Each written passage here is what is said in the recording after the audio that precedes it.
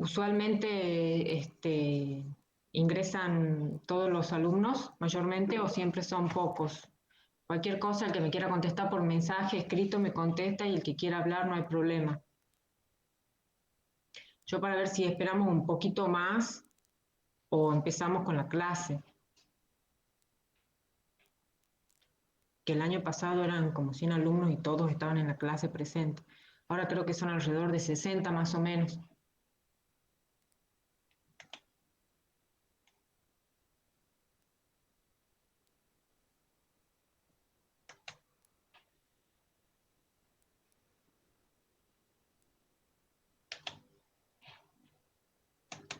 ¿Me escuchan ahí o no? Alguien que me conteste sí o no. Sí, profe, sí se le escucha. Ah, bien, perfecto. Muchas gracias, Paula. A ver. Bien, tienen parcial también a la tarde. Ajá, bien, por eso creen que hay poca gente. Bueno, bueno, entonces si les parece, empecemos. Ya estamos en horario. Les cuento, les voy contando a ver si entra más gente.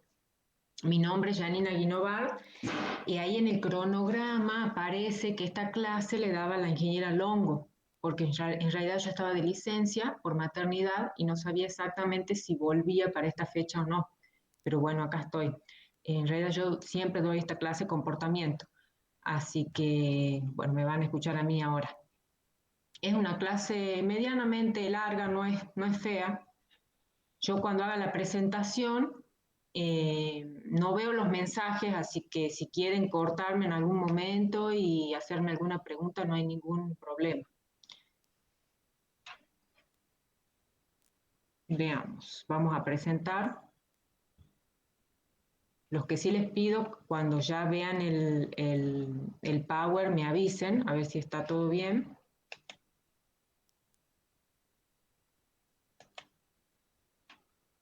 A ver, ahí le estoy por compartir el PowerPoint.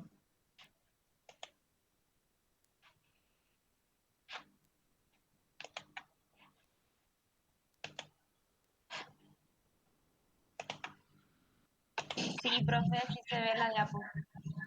Bien, perfecto. Bien, buenísimo entonces. Vamos a comenzar. Seguramente alguien va a entrar más tardecito, pero bueno, vamos conversando un poco. La clase de hoy, como os dice ahí el título, es Principio del comportamiento animal. Vamos a hablar un poco de qué es la conducta animal y el comportamiento, la clasificación, los tipos, las causas del comportamiento animal. En realidad esto es antiquísimo, es muy viejo lo del comportamiento animal, pero su estudio científicamente empezó hace muy poco, es relativamente nuevo, entonces todavía quedan como muchos temas por seguir investigando y descubriendo. Pero bueno, vamos a tratar de hacer lo más clara posible y siempre trato de todas las clases ir profundizando un poco más, porque como les digo, es un tema bastante nuevo todavía. Antes de empezar hablando qué es el comportamiento animal, vamos a hablar un poco de historia para que se den cuenta de qué tan importante es el comportamiento animal para el hombre. Ya desde la prehistoria, desde años, muchos años antes, 30.000 años antes de Cristo, ya se utilizaba lo que es el comportamiento animal. Obviamente que los hombres todavía no, o sea, tenían desconocimiento de la conducta animal, pero ellos necesariamente tenían que observar. Perdón chicos, yo creo que tengo que salir de la presentación para dar, espérenme un segundito.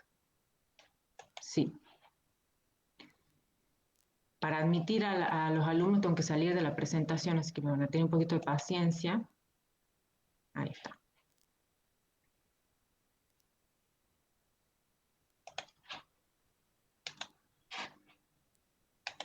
Bien. Entonces, como les decía, ellos, o sea, el hombre, sin saber todavía que cuán importante era la conducta o el comportamiento animal, ya observaban el comportamiento. Era necesario observar el comportamiento en esos años estamos hablando para los que recién ingresan 30.000 años antes de Cristo, donde el hombre, para poder sobrevivir, necesitaba cazar y recolectar frutos. Entonces tenían que observar el comportamiento animal para ver cómo lo iban a cazar, qué tan grandes eran, qué tan salvajes o dóciles eran para poder cazarlos y poder alimentarse. Después, el hombre pasa de ser nómade a ser sedentario. Sigue llegando gente.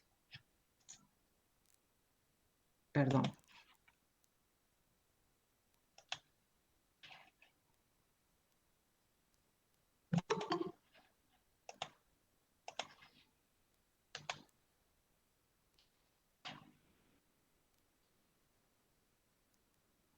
También estaban con parcial de introducción, ¿no?, de esta materia. Bien, parece que ahí estamos.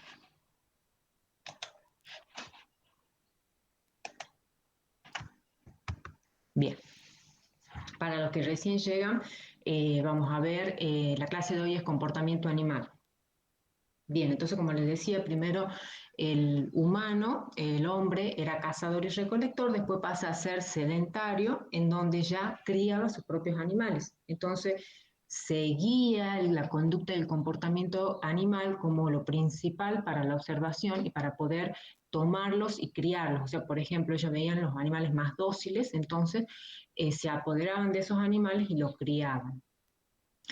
Después, 300 años antes de Cristo, aparece Aristóteles, que él era un filósofo, filosofaba, pero él hacía observaciones de los animales. Y él todas las ideas o las observaciones que hacía, los anotaba.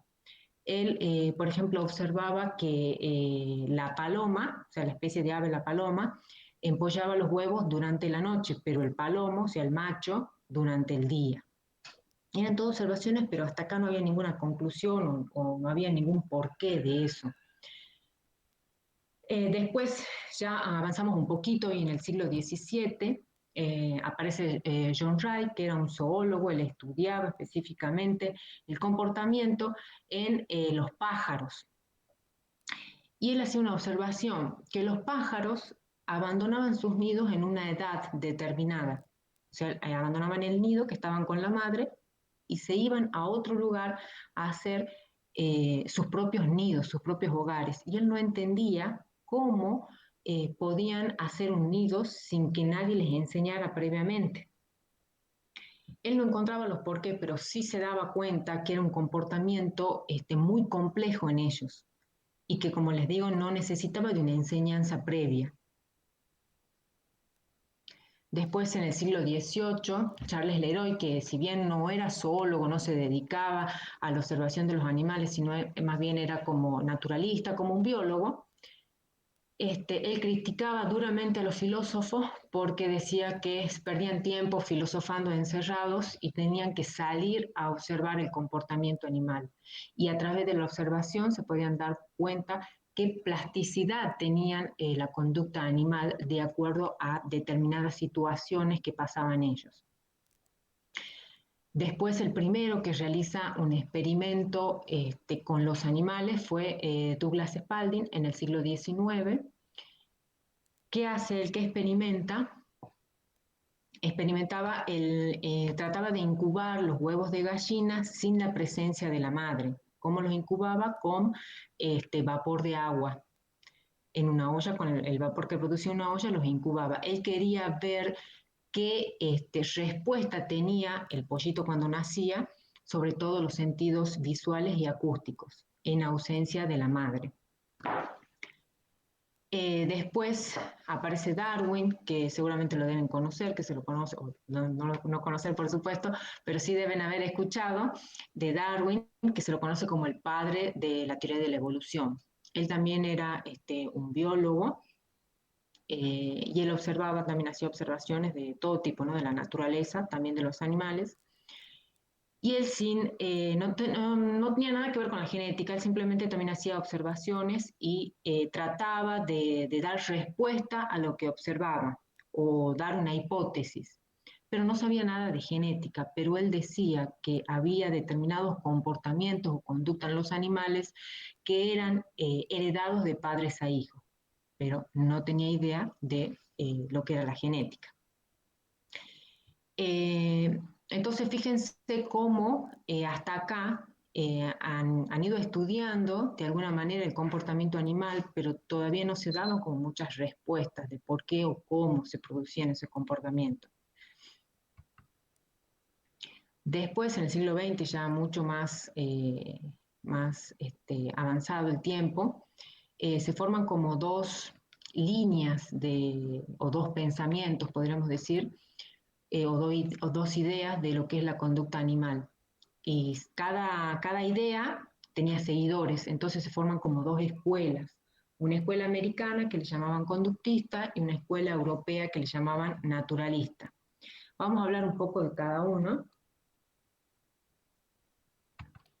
La escuela americana estaba liderada por Watson y Skinner.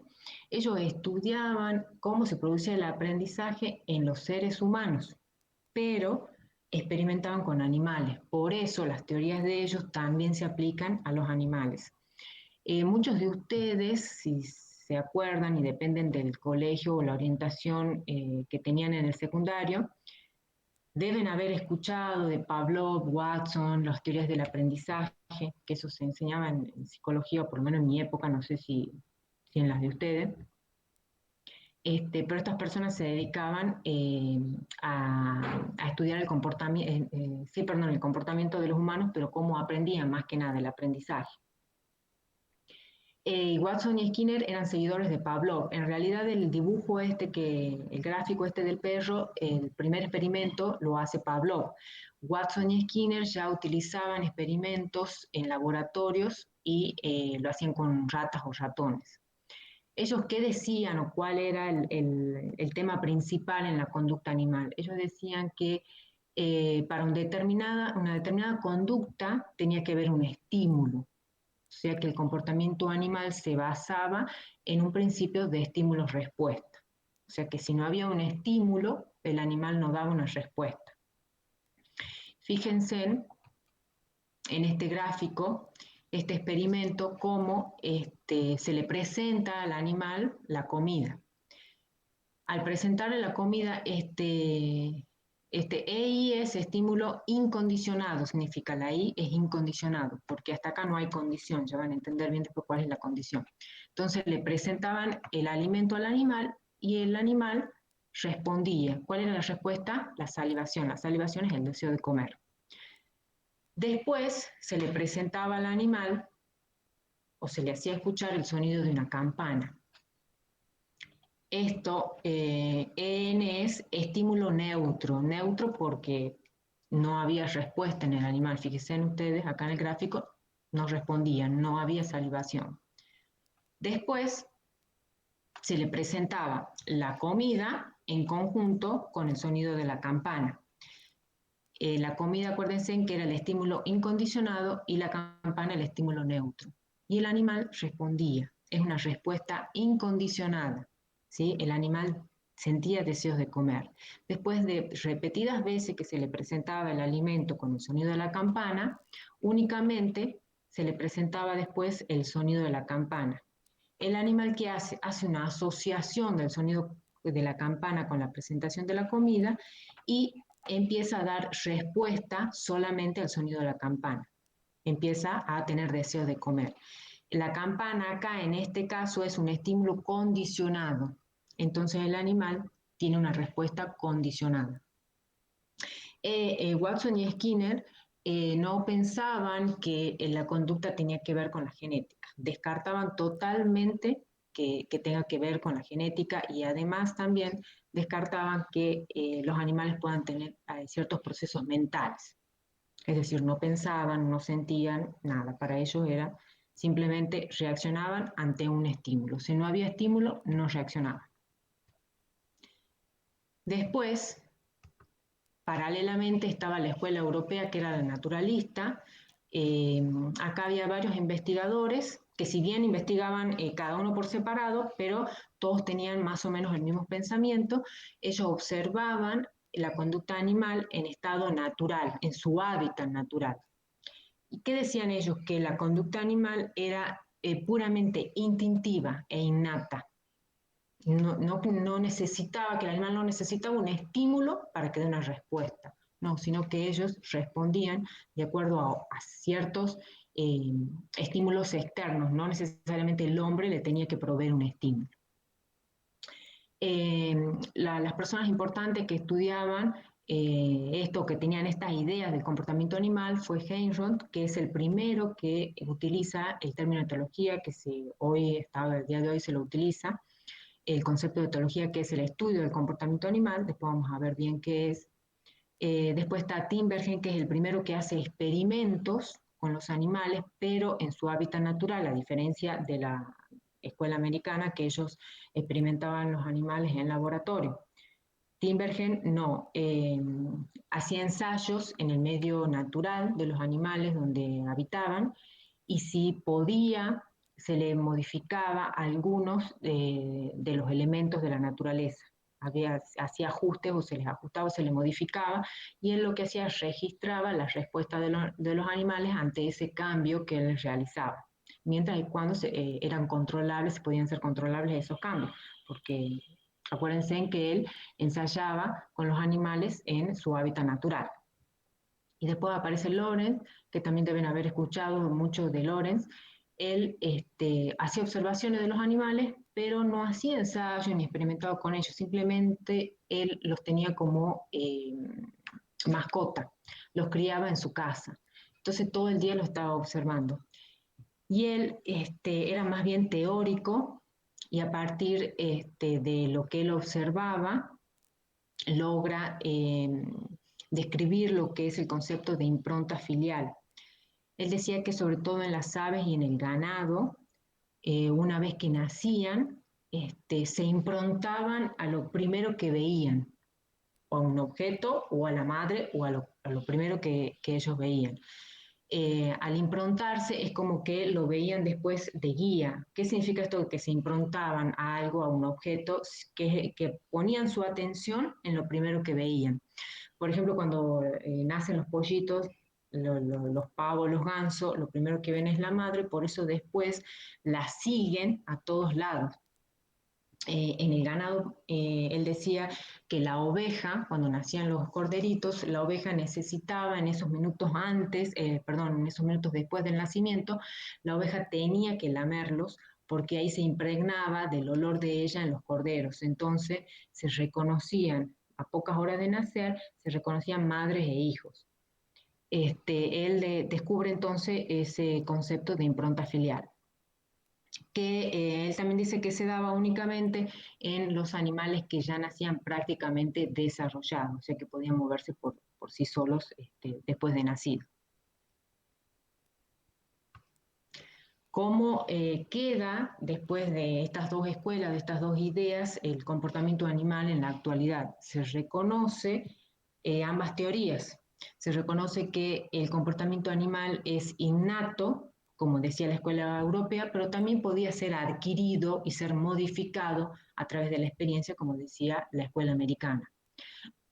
Hoy por hoy, perdón, hoy por hoy la escuela naturalista, que antes era puramente descriptiva, hoy termina siendo una ciencia de medida, es decir, se estudia y se analiza a través también de la estadística.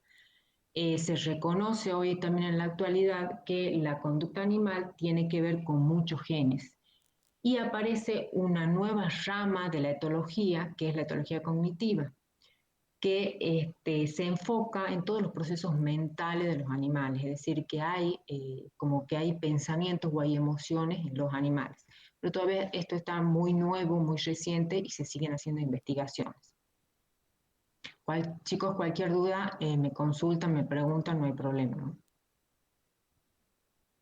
Bien, veamos qué es la etología. Yo les había dicho que ese concepto de etología surge a partir de Heinroth de la escuela europea.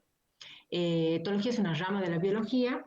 Etos proviene del etología proviene del griego etos, que significa costumbre, y logos, conocimiento o ciencia. Entonces podemos decir que la etología es la ciencia o el estudio científico del comportamiento animal en su hábitat natural. Siempre cuando estudiamos el comportamiento animal lo estamos estudiando en su hábitat natural.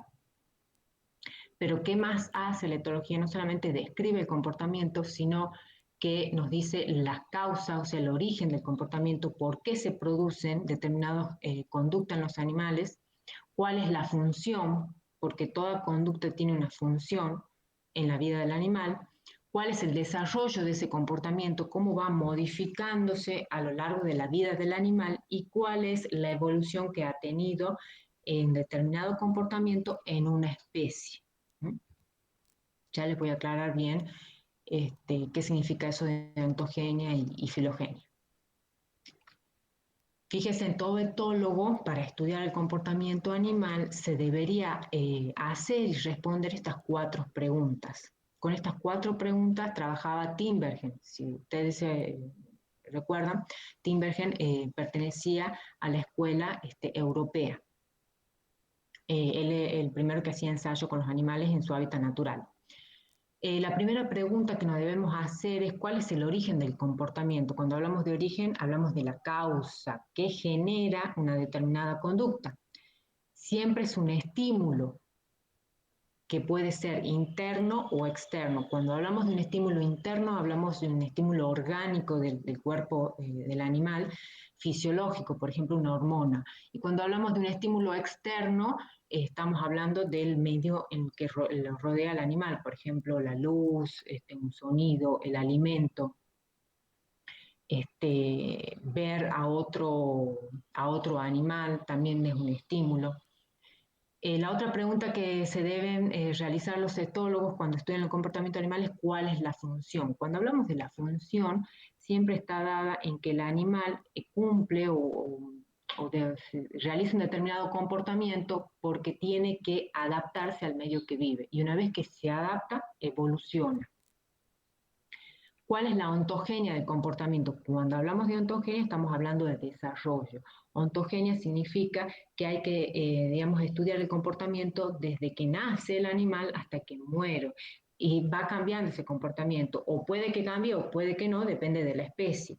Puede ir modificándose de acuerdo a la experiencia. Cuando hay una modificación en el comportamiento animal, siempre va ligado a la experiencia.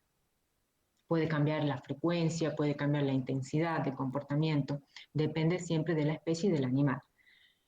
Y la última pregunta es cuál es la filogenia del comportamiento. Filogenia tiene que ver con la evolución. Si ese determinado comportamiento que realiza una especie le ha permitido la evolución con respecto a otras o no. Para que se entienda un poco mejor esto, yo les puse un ejemplo. Hasta acá vamos bien. Si alguien me quiere hacer alguna pregunta, tiene alguna duda o que vaya más despacio, me dice. Este es un ejemplo para que podamos entender bien de esas 4 preguntas que decía Tinbergen. Por ejemplo, ¿por qué los pinzones cebras cantan? Pinzones cebras es una especie de pajaritos. ¿Por qué cantan? Eso es un comportamiento. Después vamos a ver todas las clases de comportamiento que hay, pero el cantar de las aves es un determinado comportamiento. Pero ¿por qué cantan? ¿Cuál es el origen o la causa? En este caso hay 2 causas. Puede ser una externa, que es social, y una interna que depende de una hormona, cuando llega a un estado madurativo de maduración sexual el pájaro. Y bueno, ahí les da una explicación, ¿no es cierto?, que canta, una explicación más bien anatómica, que canta porque el aire fluye a través de las siringes y eso hace que produzca unas vibraciones en las membranas. Pero ¿cuál es la función de ese canto? Los pinzones cebras empiezan a cantar en la época reproductiva. Lo utilizan como cortejo para atraer a la hembra. Como yo les decía, siempre la función va de la mano de la adaptación y la evolución. Cuando un animal está adaptado es porque se reproduce, sobrevive y deja descendencia. ¿Sí? Si no pasa eso, no se adapta y muere. ¿Cuál es la ontogenia o el desarrollo de este comportamiento determinado que es el canto? Ellos no nacen cantando, sino que ellos cuando son jóvenes escuchan el canto de sus padres, de sus congéneres o de sus vecinos, escuchan el canto y después cuando llegan a la etapa adulta se da ese canto en ellos, pero se da de una manera progresiva. Ellos lo van modificando o a medida que lo van practicando, lo van mejorando. Después, cuando hablamos de la filogenia, estamos hablando de la evolución. En realidad, toda la especie del suborden Passeri son aves canoras, pero ¿cuál es la evolución de esta especie de pinzones cebra? Es que el canto que ellos tienen es muy plástico, o sea, varía de acuerdo, ¿no es cierto?, al estado de reproducción, digamos, y cada uno de acuerdo a lo que va practicando, cada pájaro va practicando el canto hasta que cada vez sale mejor. Entonces, tiene mucha plasticidad comparando con otras especies. Bueno, este es un ejemplo para que puedan entender cómo se estudia el comportamiento animal. Pero vamos a ver qué es el comportamiento, en teoría. Todo comportamiento animal puede ser observable. ¿Qué es? Es toda reacción que se percibe de los animales con respecto a su medio ambiente. Siempre nos acordemos que pueden ser estímulos externos o internos. Cuando recibe ese estímulo se produce un cambio en el animal, entonces también podemos verlo como un comportamiento, como el cambio que se produce ante un estímulo. Ese comportamiento se da en forma de movimiento o cese del movimiento. Por ejemplo, o sea, el animal camina, es un comportamiento, la locomoción es un comportamiento, una conducta. Deja de caminar sería el cese, ¿sí? Generalmente siempre el comportamiento se da con algún movimiento, sobre todo cuando es externo el estímulo, que proviene del medio ambiente. Como decimos que es un movimiento, el comportamiento, también lo podemos definir como una serie de contracciones musculares que se da como respuesta a un estímulo específico. ¿Sí? Eso como ya hilando un poco más fino, y está en la bibliografía, también está la definición esa, por eso las puse. Pero la que me interesa a mí que sepan es la primera, que es toda reacción que se puede percibir de los animales ante un cambio, un estímulo, ya sea interno o externo. ¿Cómo se puede estudiar el comportamiento? ¿Cómo se puede observar? Lo podemos observar en un solo animal, lo podemos observar en un grupo de animales, podemos observar cómo es el comportamiento de un animal con respecto a otro animal. Hay diferentes formas, todo depende de qué es lo que se quiere observar. Comportamientos son todas aquellas acciones, desde las más sencillas que puede tener un animal hasta las más complicadas. Por ejemplo, sencillas como les decía, la locomoción, el caminar, el correr, el saltar, la reproducción es un comportamiento, la cría, el amamantamiento es un comportamiento, el acicalamiento es un comportamiento, la comunicación entre ellos es un comportamiento, y hay comportamientos que son mucho más complejos, como la elaboración de nidos, que John Wright nos explicaba cómo podían elaborar los nidos, ¿se acuerdan que les contaba al principio? Pero sí se dan cuenta que era un comportamiento como muy complejo. Y la migración de las aves también, que hasta el día de hoy sigue en investigación, por qué las aves migran, no hay una sola respuesta. Ya es un comportamiento también muy complicado, complejo, que lleva implícito un montón de estímulos. Hasta acá vamos bien, porque ahora vamos a entrar un poquito más en profundidad de lo que es el comportamiento animal, cómo se da, cuáles son las causas. Si hasta acá tienen alguna duda, me preguntan, y si no, continúo. Todo claro, profe. Bien, perfecto. Continuamos entonces. Vamos a ver entonces cuáles son las causas del comportamiento. ¿Por qué se produce determinada conducta en los animales? Tenemos tres causas principales: la hereditaria, por estimulación y por experiencia y aprendizaje. Vamos a ver cada una. Acá también, si hay algo que no entiendan, por favor me paran y lo vemos bien. Vamos a ver las causas hereditarias del comportamiento. Yo le había dicho que ahora en la actualidad se consideraba que determinadas conductas sí tenían que ver con los genes, que antes las escuelas europeas y la americana descartaban la posibilidad que un comportamiento podía darse por genética o por herencia. Les voy a dar un ejemplo de los pájaros del amor. ¿Por qué se llaman pájaros del amor? Porque ellos siempre están en pareja, el macho y la hembra siempre están los dositos, por eso se les llama pájaro del amor. Dentro de esta especie tenemos la subespecie Fischer y la Rosei Collins. La Rosei Collins, también se le llama cara de melocotón por el color de naranja que tiene el plumaje de la cara. Lo ideal, ¿no es cierto?, es que haya cruzamientos entre las mismas especies, pero si una hembra de la especie Fischer se cruza con un macho de la especie Rosei Collins, me sale un híbrido. Este es el híbrido. ¿Y qué características tiene? Me olvidé contarles que la especie Fischer, para elaborar los nidos, con el pico de a una ramita, de a un pastito, van y lo trasladan al lugar donde tienen que hacer el nido.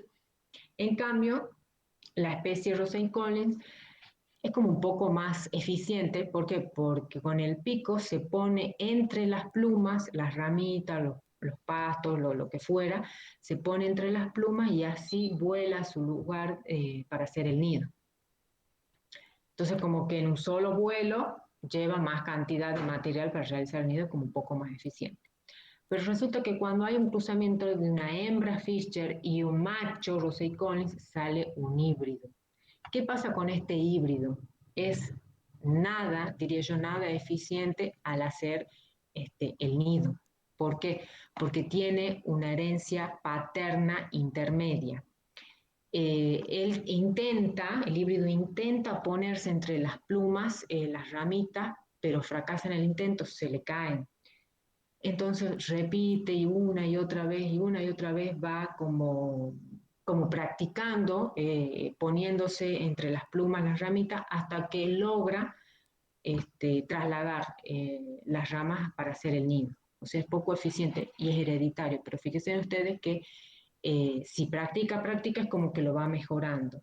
¿Qué es lo que le quiero decir con esto? Que un comportamiento, un determinado comportamiento, no es puramente genético, o no es puramente, vuelvo atrás, por estimulación, o no es puramente por experiencia y aprendizaje. No, esto simplemente se da ¿para qué? Para facilitar el estudio, para que podamos entender un poco mejor.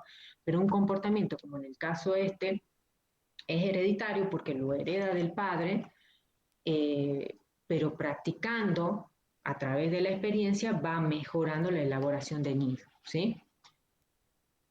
Vamos a ver otra causa del comportamiento, que es una causa por estimulación. Cuando hablamos de estimulación, hemos dicho que esta estimulación o estímulo puede ser externo o interno. Dentro de estas causas tenemos 4 tipos. Tenemos reflejos, pautas de acción fija, pautas de acción modal y motivación. Vamos a ver un poquito cada una de estas. Hemos dicho que una estimulación despierta o describe un determinado comportamiento en un animal. Ahora, si es interna o externa, me va a resultar en estos tipos de comportamientos. Tenemos los reflejos, que son respuestas automáticas que realizan los animales ante un estímulo concreto o determinado. Por ejemplo, yo les puse la imagen de un perro que se está rascando. Le pica, se rasca. ¿Sí? A lo mejor le pica porque se le ha acercado un bicho, una mosca, no sé, por cualquier motivo o estímulo, él lo que hace es rascarse. Y que también es importante estos reflejos que involucran solamente una parte del cuerpo. O sea, en este caso, el perro se rasca con una pata y la zona que le pica, nada más. En la otra foto, no sé si se nota, pero alrededor del caballo hay como muchas moscas. Entonces, ¿qué es lo que hace el caballo? Sacude o agita la cabeza rápidamente de un lado a otro para ahuyentar a las moscas. Entonces involucra solamente una parte del cuerpo, o sea, el cuerpo que está afectado, que en realidad es la cara. Están todas las moscas en la cara, entonces el animal tiende a agitar la cabeza para ahuyentarlas. Lo mismo, por ejemplo, cuando tiene un tábano, una mosca en el lomo, entonces, ¿qué hace con la cola? Mueve la cola para ahuyentar, ¿sí? Esos son los reflejos. Es como actúa el sistema nervioso central. Es un arco reflejo, es algo automático. Vamos ahora a otro tipo, que son las pautas de acción fija. Nos acordemos que estamos en las causas, vuelvo a repasar porque por ahí tanta información y a lo mejor se marean, estamos en las causas de comportamiento, o sea, ¿por qué se dan los comportamientos? Ya hemos visto la causa hereditaria por herencia, ahora estamos viendo las causas por estimulación, que es un estímulo interno o externo. Vamos ahora a esta, que es las pautas de acción fija o FAPS. ¿Qué es esto? son secuencias estereotipadas de movimiento que una vez que inician no se interrumpe hasta que termina. Siempre se produce el mismo movimiento o la misma conducta en el animal.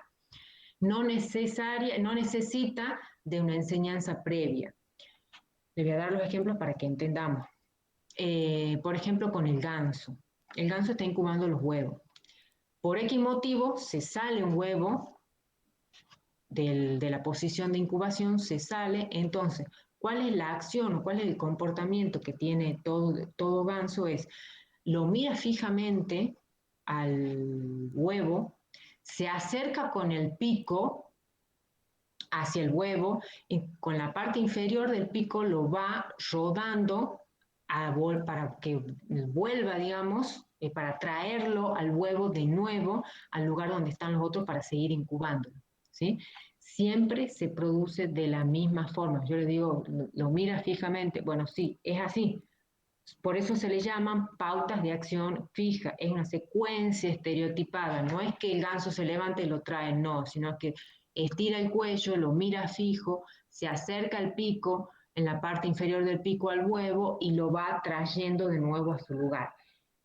Si por X motivo yo le saco ese huevo que ha salido del nido y le pongo una pelota de golf, por ejemplo, el ganso no se va a dar cuenta que le estoy cambiando el huevo por una pelota. Va a seguir haciendo la misma acción, va a seguir trayendo la pelota como si fuera el huevo para incubarlo. Por eso decimos que es un proceso que no se interrumpe. Una vez que se inicia, llega hasta su final. No importa sea lo que sea o pase lo que pase. Por ejemplo, la araña, cuando teje su telaraña, se rompe un pedacito de la telaraña. No es que la araña va y arregla ese pedacito que se rompe, no. Vuelve a tejer toda de nuevo una tela de araña. Siempre es así. Por eso les digo, son pautas de acción fijas, una secuencia de movimientos. No importa lo que suceda o con lo que pase, una vez que ha terminado de nuevo de hacer la tela de araña, recién la araña se queda tranquila.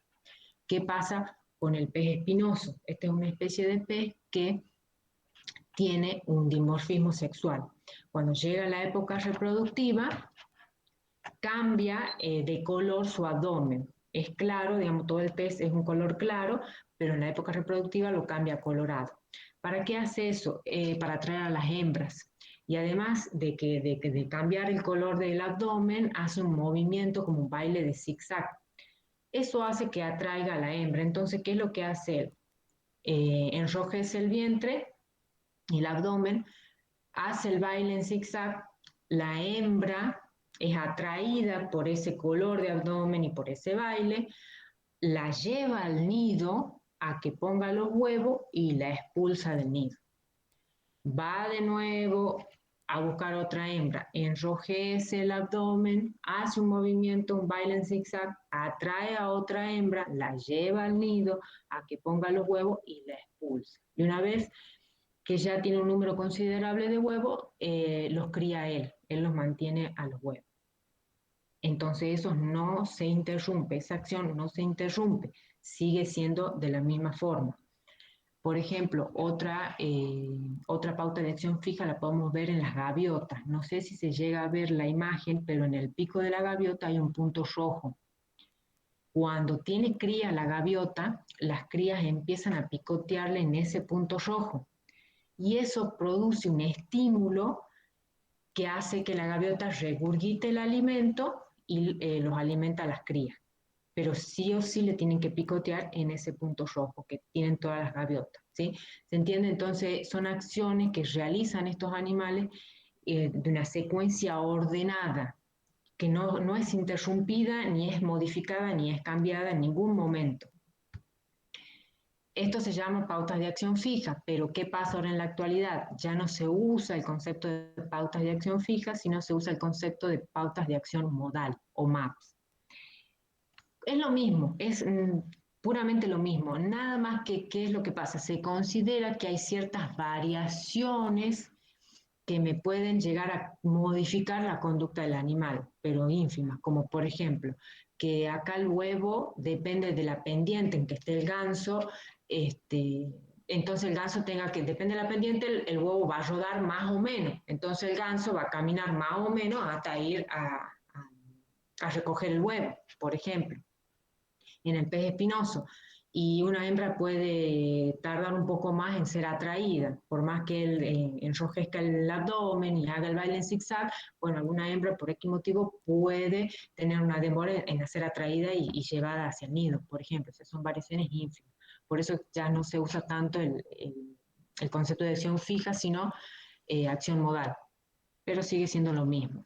Después tenemos otra causa que es la motivación, que la motivación está dada generalmente por un estímulo interno del animal, fisiológico, por ejemplo, el hambre y la sed. ¿Qué permite en el animal este estímulo que se llama motivación? Permite que la conducta sea más flexible y no tan rígida como lo que veíamos recién en estas diapositivas, que siempre hacían lo mismo, las mismas acciones. Por ejemplo, si el animal tiene hambre o sed, busca, ¿no es cierto?, satisfacer esa necesidad. Se alimenta de lo que encuentra. Por ejemplo, a ver, les doy un ejemplo más concreto. Si nosotros tenemos un animal, una mascota, un perro, un gato, al perro lo llevamos a la plaza, en la casa está acostumbrado, nosotros le ponemos el platito, le ponemos la comida, le ponemos en el otro platito le ponemos el agua, entonces el animal está acostumbrado y sabe que ahí tiene su alimento y su agua. Pero un día lo sacamos a la plaza y el animal, tanto caminar, da vuelta en la plaza, siente sed. El animal va a buscar satisfacer esa necesidad de sed, no va a esperar que nosotros le pongamos el platito con agua. Entonces, si ve un charco de agua o ve una fuente de agua, el animal va a ir y va a tomar agua de ahí, ¿sí? Se entiende como un poco más flexible, no siempre se va a repetir la misma conducta para satisfacer esa necesidad. También es importante la motivación porque le permite al animal resolver ciertos problemas. Por ejemplo, en la foto que les puse acá del cerdito, fíjense en cómo el cerdito que está arriba de la madre resuelve alimentarse. Seguramente ha sido el último en ir a acceder a las mamas, a las tetas de la madre para alimentarse, entonces ya no tenía espacio o veía que era complicado acceder por donde normalmente accederían, que es por acá, ¿no es cierto?, donde están enfrentadas las tetas de la madre, están todas ocupadas, entonces él dice, bueno, me subo arriba de la cerda y es mucho más fácil para tener acceso a alguna teta, quitándole a alguno de los otros cerditos, ¿sí? Entonces, por eso decimos que es como mucho más flexible y permite resolver ciertos problemas. Hasta acá, ¿alguna pregunta? Para que pasemos a la otra causa de comportamiento. ¿Ninguna? Bueno, cualquier cosa, chicos. Bien. Cualquier cosa no duden en preguntarme o no sé si voy muy rápido también me freno. Esperen que he sentido un ruidito, no sé si... No, pensaba que había alguien más. Profe, hicieron una pregunta. Sí, bien, a ver. ¿Escrita? Ya me fijo. En el chat, sí. Sí, ya me fijo.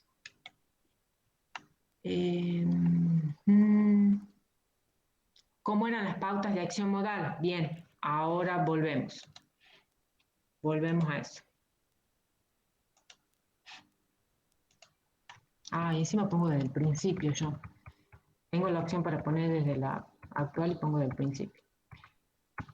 Acá, pautas de acción modal. Es igual es lo mismo que las pautas de acción fija. Nada más, es como que ya no se usa el concepto pautas de acción fija, sino se usa más pautas de acción modal.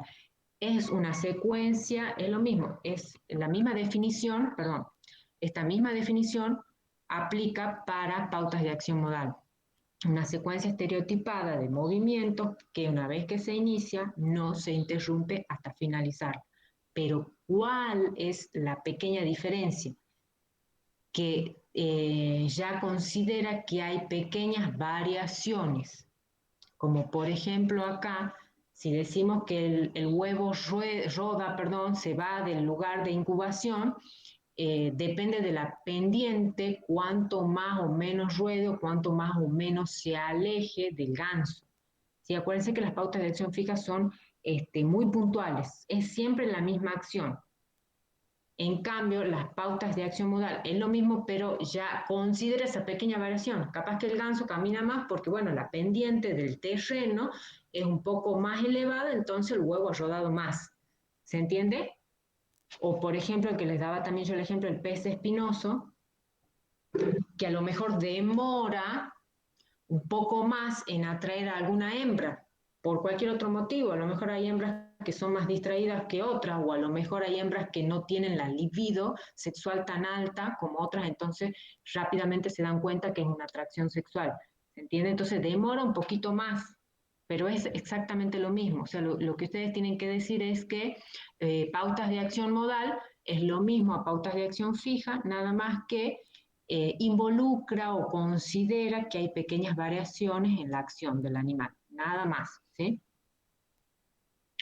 Hoy por hoy, si buscan en la bibliografía, eh, sí lo van a encontrar, a la acción también pautas de acción fija, pero más se usa el concepto de acción modal. Eso nada más tienen que decir ustedes o saber. Bueno, espero que esté contestada la pregunta. Bien, vamos ahora a otra causa de determinados comportamientos que ya son por experiencia y por aprendizaje. Primero vamos a definir qué es el aprendizaje en un animal. El aprendizaje es un proceso que le permite al animal adquirir una conducta o un comportamiento, modificarlo o eliminarlo, pero siempre y cuando haga uso de la experiencia, ¿sí? Si no hay experiencia, no hay aprendizaje. Van de la mano.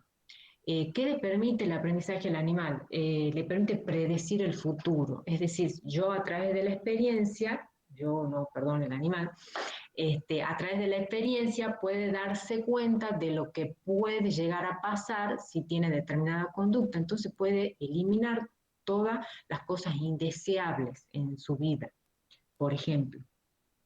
Por eso decimos que permite al animal predecir el futuro. Bueno, inclusive a las personas, a los humanos también.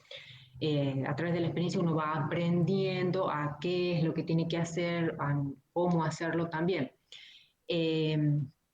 Dentro de esta causa de aprendizaje y experiencia tenemos el aprendizaje experimental, el aprendizaje asociativo que involucra el clásico y el instrumental y la extinción. Vamos a ver cada uno de esos. ¿Qué es el aprendizaje experimental? Es un comportamiento del animal que va a depender si ya estuvo expuesto a un suceso previamente o no, o a un estímulo previamente o no. El animal acá no hace asociación, no hay asociación entre sucesos o estímulos, sino que aprende. Ya les voy a dar ejemplo. El animal aprende. Este aprendizaje experimental involucra dos conceptos, que es la habituación y la sensibilización. ¿Qué significa la habituación? La habituación significa la disminución de la reacción del animal ante un estímulo que se da repetidas veces. Que si hay algo que se repite constantemente, el animal deja de reaccionar o deja de producir determinado comportamiento. Por ejemplo, yo les puse ahí la foto de las palomas. Inclusive acá pasa que vamos a la Plaza de Independencia y está lleno de palomas. Nosotros estamos caminando normalmente y las palomas se cruzan como si nada. ¿Qué quiere decir eso? Esa acción o ese comportamiento de vuelo repentino que podría tener cualquier ave cuando uno se le acerca, las palomas no la tienen. ¿Por qué?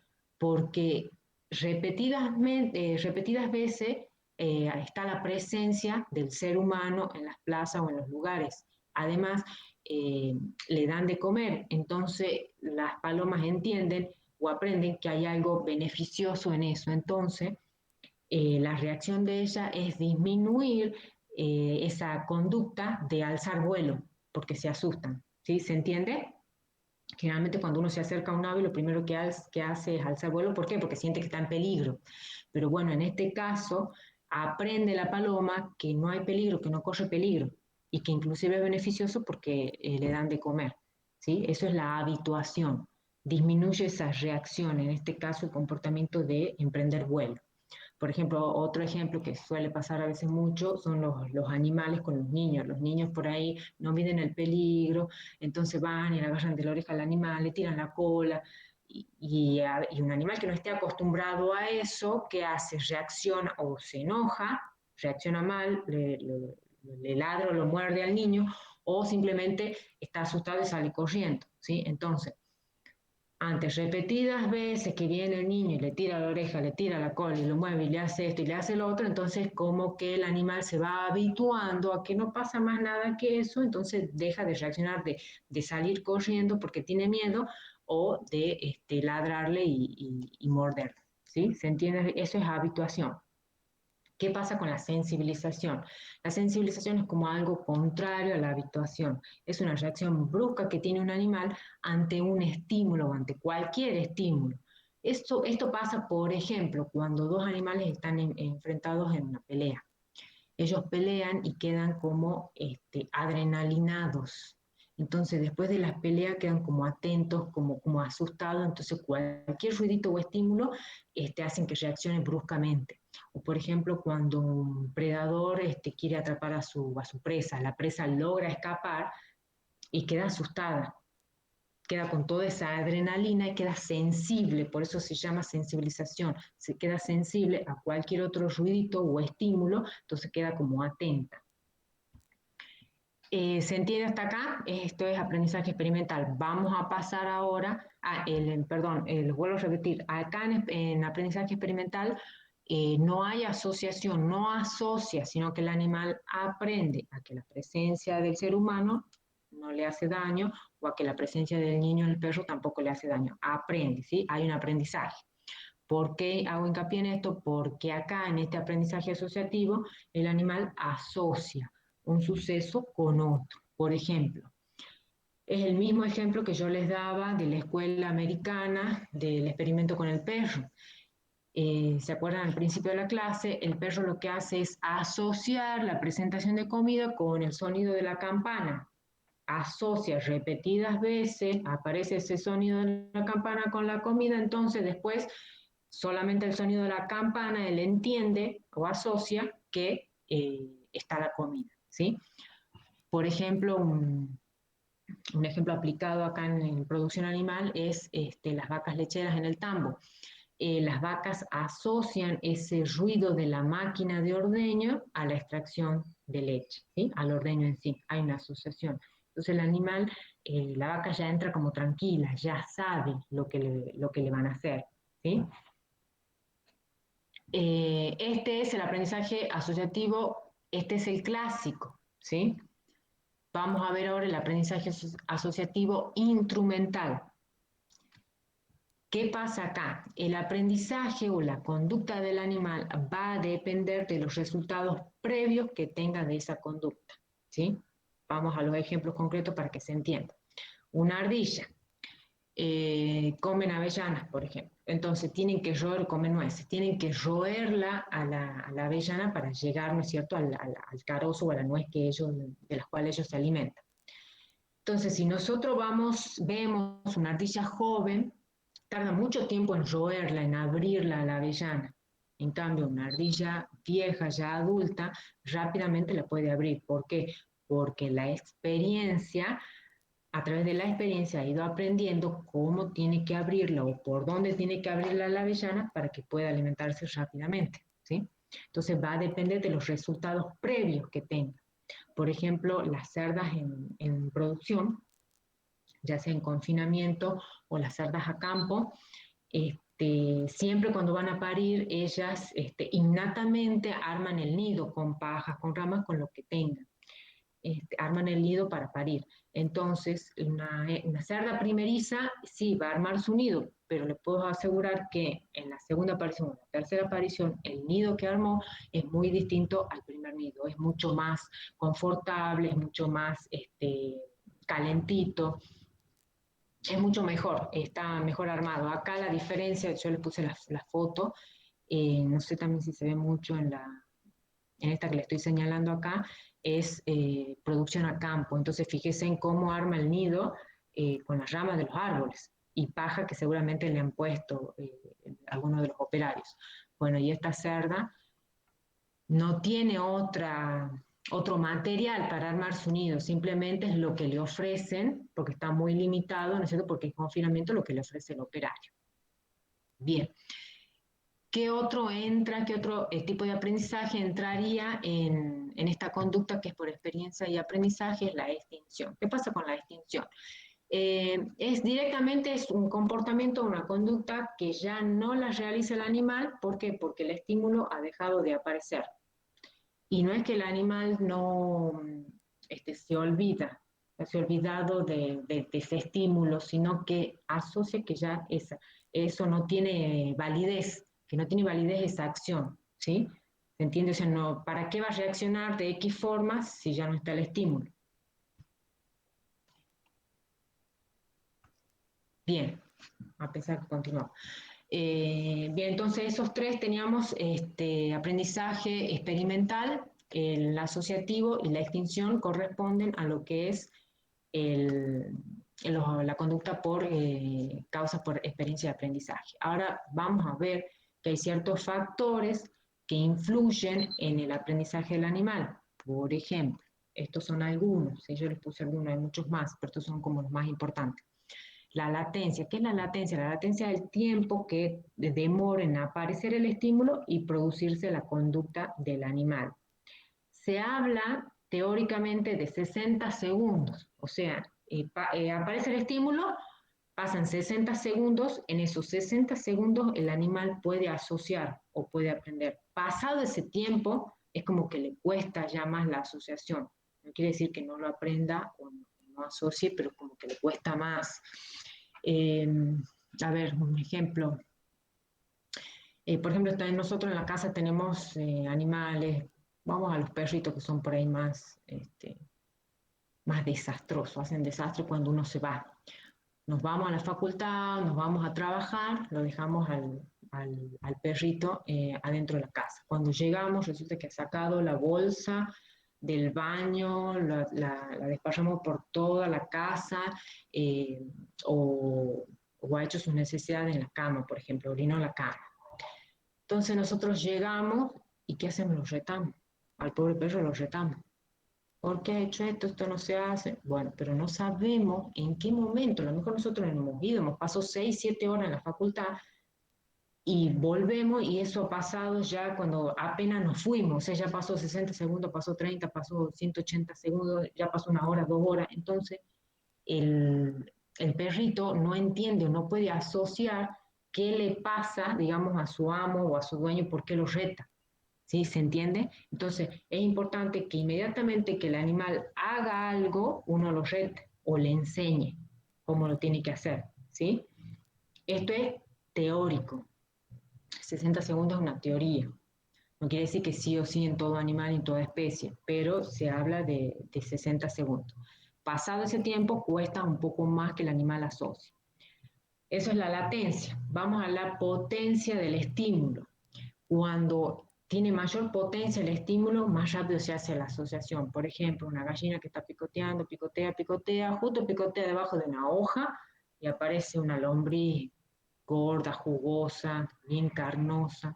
Entonces rápidamente va a asociar después, en cada hoja que aparezca, va a ir a picotear la hoja porque ella cree o asocia que va a aparecer una lombriz. ¿Sí? ¿Se entiende? Cuanto más potencia tiene o más vistoso es ese estímulo, más fuerte, más rápido se hace la asociación. Después vamos al tercer factor, que es fuerza o saliencia del estímulo. Para mí, según la bibliografía y la literatura, fuerza para mí es más o menos lo mismo que potencia, ¿sí? ¿Qué tiene que ver la saliencia? Pero así está en la bibliografía, por eso yo les puse así. La saliencia del estímulo tiene que ver más con la frecuencia. Por ejemplo, si nosotros, volviendo al ejemplo de la mascota que tenemos en la casa, si nosotros estamos acostumbrados a gente que todo el día está cantando, canta en el baño, silba mientras cocina, silba, no sé, mientras estudia, mientras corta el pasto, por ejemplo, entonces el perro es como que se habitúa a ese sonido, ya le parece como algo normal el sonido. Entonces quizás cuando nosotros realmente lo queremos llamar al perro para que venga a alimentarse, con un silbido, no va a prestar atención, no va a entender, no va a asociar que lo están llamando a él para que vaya a comer.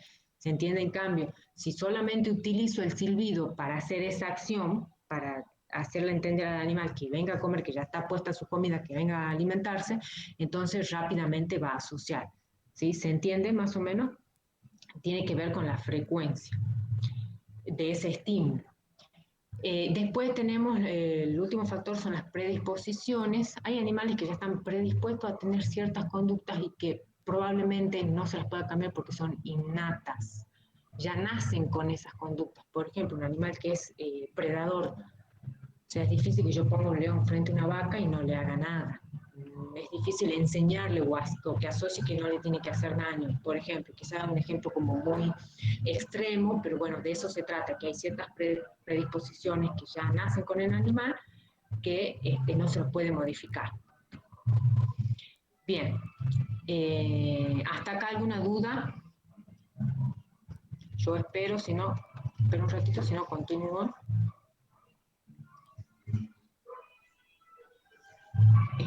Vamos a seguir un poquito más y después hacemos un receso. Vamos a ver ahora la capacidad de aprendizaje. Hemos dicho que los animales aprenden a través de la experiencia, pero también entonces podemos decir que tienen una capacidad de aprendizaje.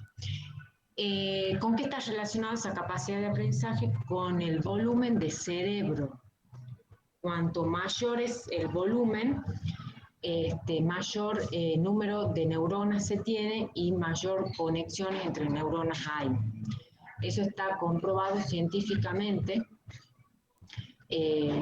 Por ejemplo, nosotros los humanos provenimos de los primates, de los monos, hasta que hemos llegado al último, hemos evolucionado hasta el Homo sapiens, que a partir de ahí surge el hombre, que a partir de ahí empieza el lenguaje en el hombre.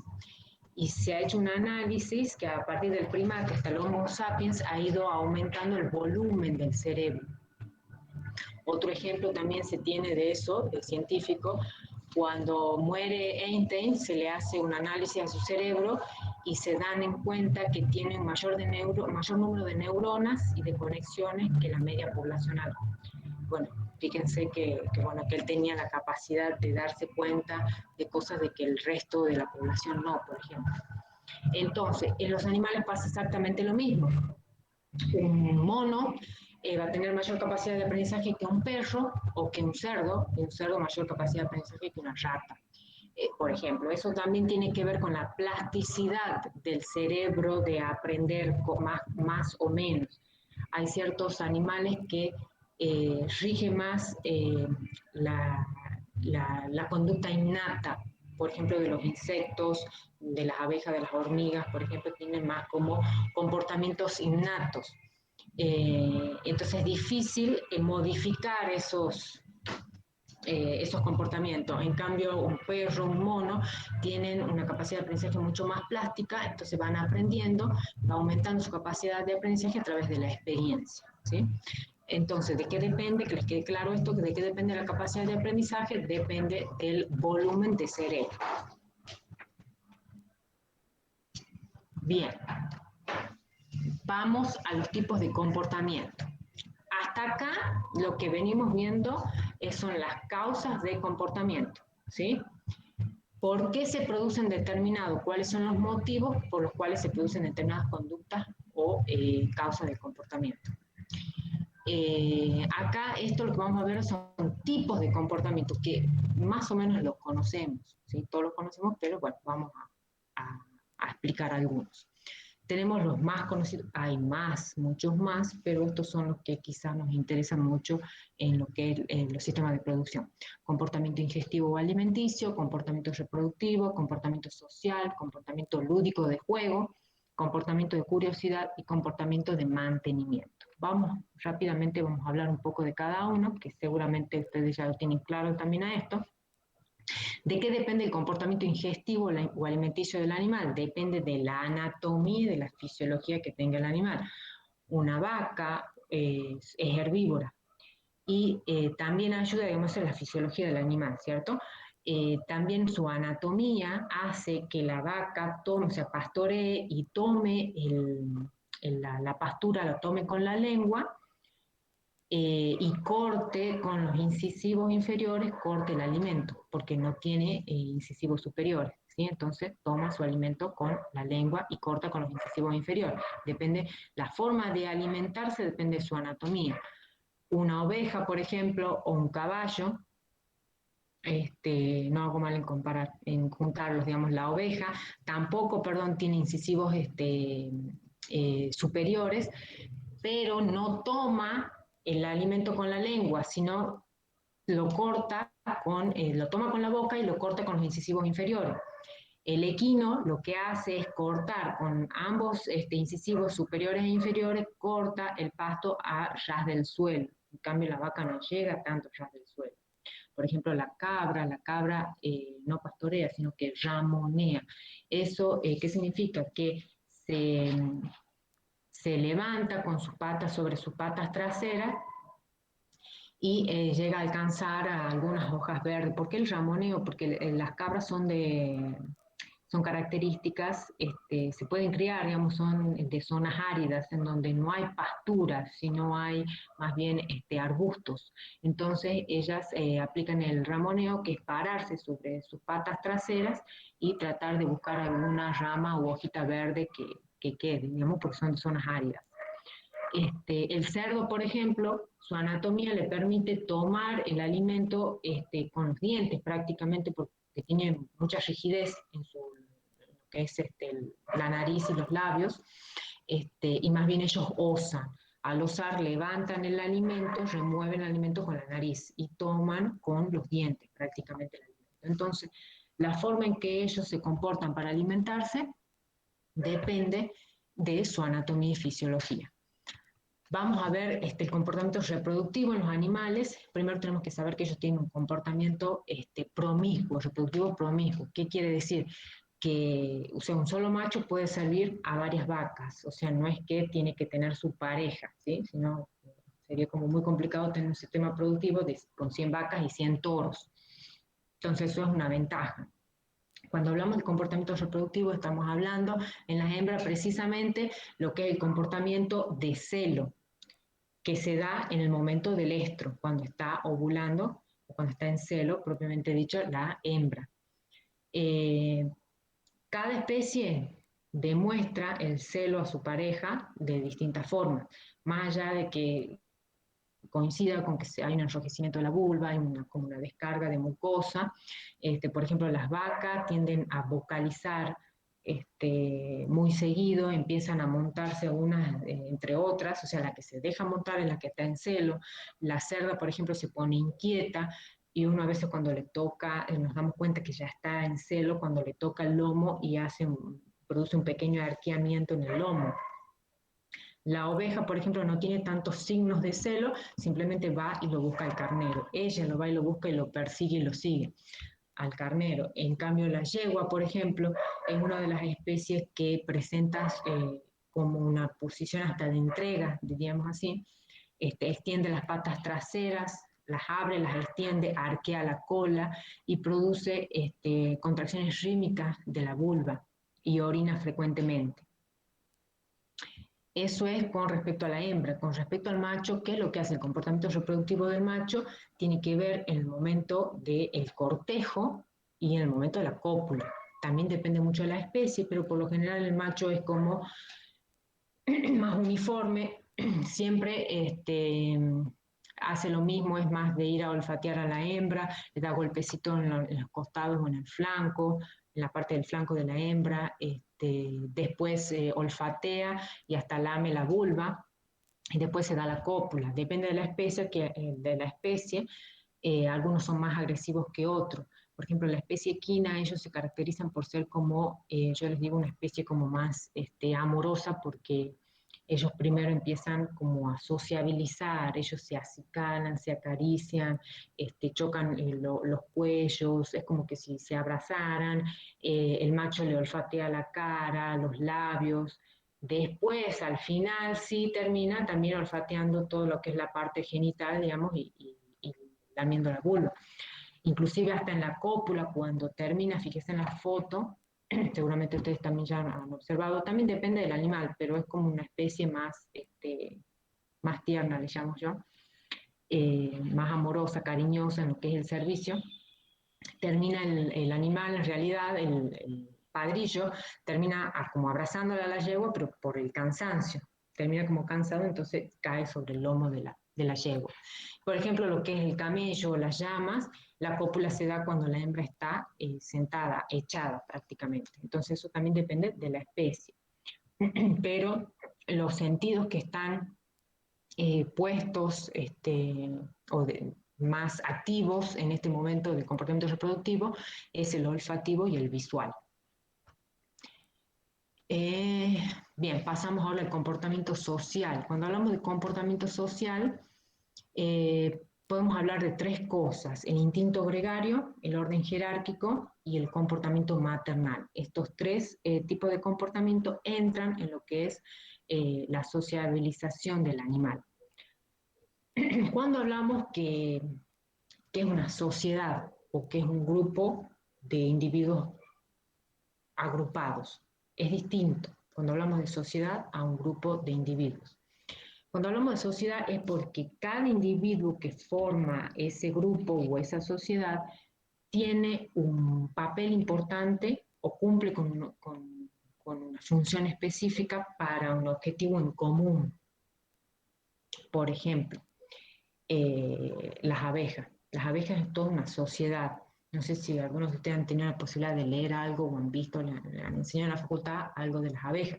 Es increíble cómo cada una tiene una función que cumplir en la colmena. Algunas solamente arreglan la colmena, otras únicamente la alimentan a la reina. Bueno, la misma reina lo único que hace es poner huevo. Entonces cada uno aporta una función para que sea toda una coordinación y vayan, todos cumplan un objetivo en común. Eso es una sociedad. ¿Cuándo no es una sociedad? Cuando simplemente hay agrupación de animales, pero que ninguno cumple una función específica, simplemente están ahí agrupados. Podemos decir que el ganado doméstico, utilizando en producción animal, podemos decir que es una sociedad, pero ellos tienen muy marcado lo que es el instinto gregario. El instinto gregario es que andan en grupos. Para ellos el estar solo hasta causa estrés. La especie que más sociable o más sociabiliza es el equino. Ya vamos a ver algunos problemas de trastorno de comportamiento del equino por falta de socialización. Entonces está muy marcado en estos animales de producción el instinto gregario, que es andar en grupo, ¿sí? Esto corresponde a lo que es un comportamiento social. Dentro de esa sociedad, de ese grupo, sí o sí tiene que haber un orden jerárquico. Como yo les decía, todos cumplimos una función, en la sociedad se cumple una función. ¿Por qué? Para que haya una coordinación, una organización. Entonces, en un grupo tiene que haber un orden jerárquico. ¿Cómo se produce ese orden jerárquico? Lamentablemente por peleas. Pelean, el que gana es el que domina y el que pierde es el subordinado, ¿sí? Pero bueno, tiene que ser así para que haya una organización. El dominante es el primero que come, el dominante es el primero que sirve a la hembra. Cuando se da, sí o sí tiene que haber un orden jerárquico, o ese orden jerárquico es estable y no están peleando todo el tiempo, es cuando la población, la densidad poblacional del grupo, la sociedad, es baja. Y tiene como diferentes edades. Los machos hay de viejos, jóvenes y niños, también las hembras. ¿Sí? Cuando hay diferentes edades es más estable. ¿Por qué? Porque bueno, es como que ya se sabe que el más viejo es el que domina. El problema es cuando todas las edades son homogéneas o cuando es el mismo sexo, entonces ahí vienen los problemas de pelea y de dominancia. Sí o sí tienen que pelear para ver quién es el que domina. Y bueno, aunque ustedes no crean, es necesario esto para una organización de la sociedad. Por ejemplo, los grupos de leones, las que van a cazar son las leonas. Ustedes dirán, qué machista, ¿no? Uno piensa, qué machista, estos leones la mandan a cazar las leonas, pero bueno, todo tiene una explicación y una biología. Las hembras son más livianas, más chicas, entonces pueden correr más, son más ágiles para correr y para alcanzar la presa y para cazarla. Entonces el macho, los leones son gigantescos, son animales preciosos, son gigantescos, entonces como que les dificulta más. Pero bueno, una vez que las hembras han casado, resulta que ¿quién comen primero? Los leones, los machos, los viejos. Después comen las hembras, después comen los jóvenes, ¿sí? Bueno, lamentablemente se tienen que formar esos tipos de prioridades para que haya organización. Otro comportamiento social que entra en este comportamiento social es el comportamiento maternal. Cuando hablamos de comportamiento maternal estamos hablando antes, durante y después del parto. También depende mucho de la especie, pero todas las hembras tienden a siempre a buscar antes del parto, días previos, a buscar su nido y hacer el nido.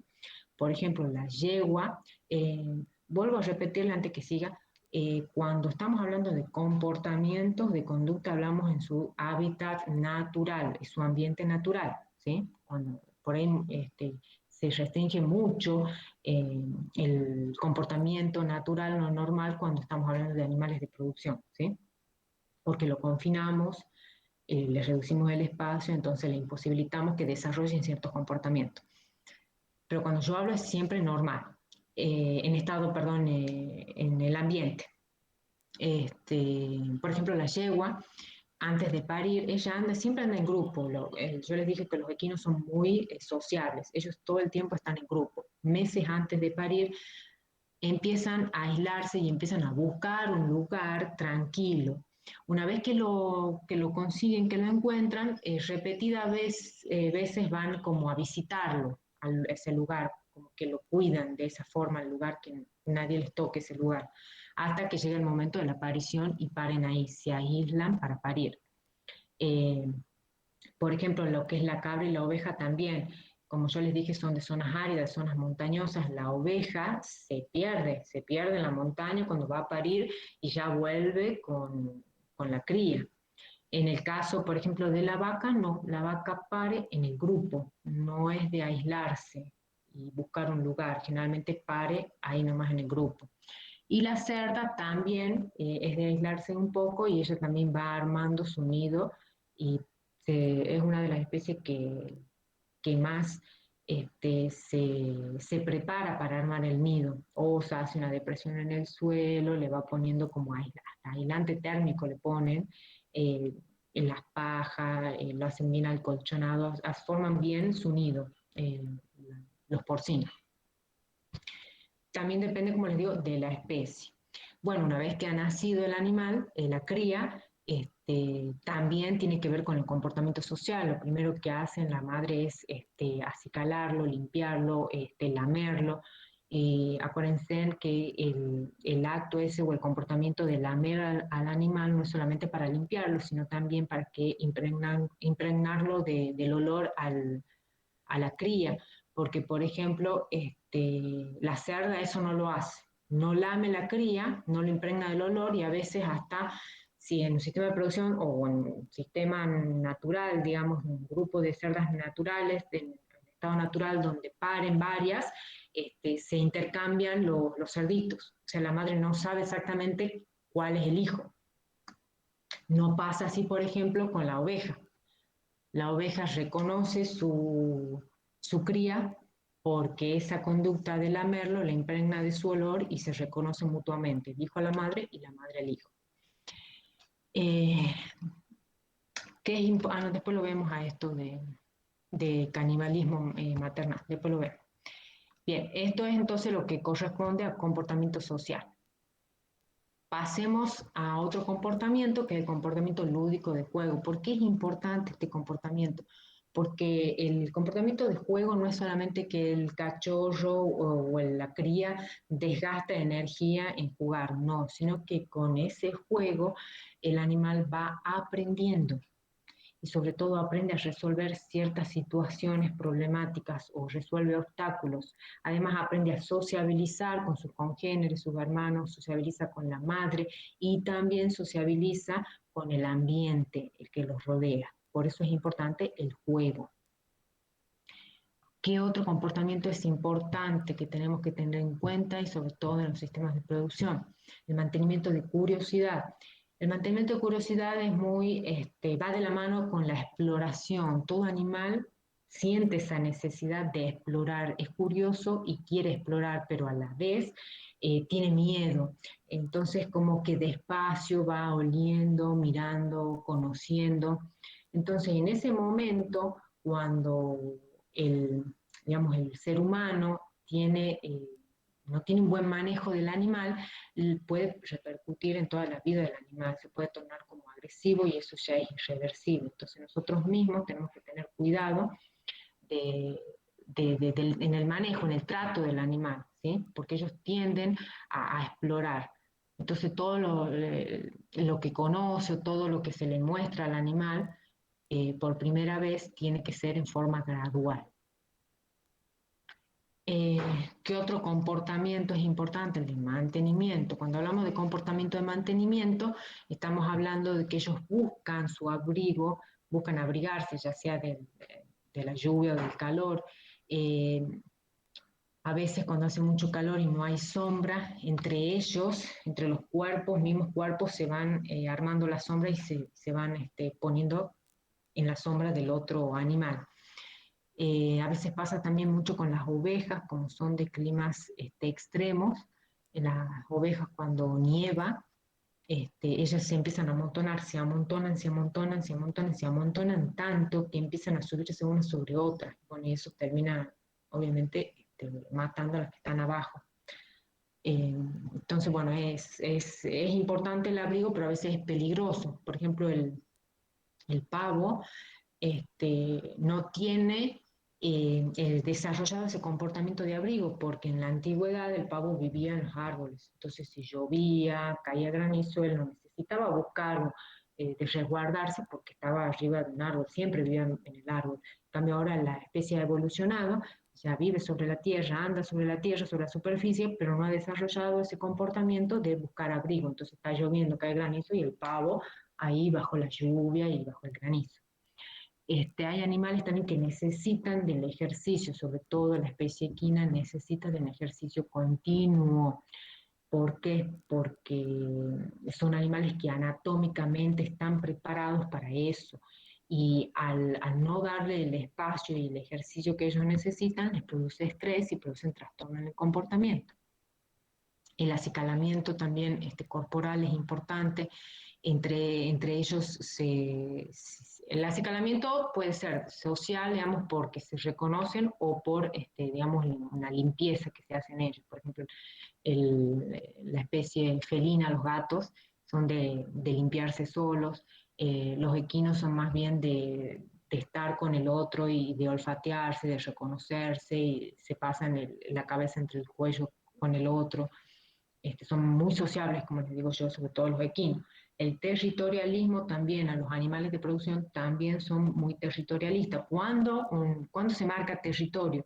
Cuando a partir de una determinada línea o superficie, no línea, sino un determinado lugar, no puede pasar otro individuo de la misma especie.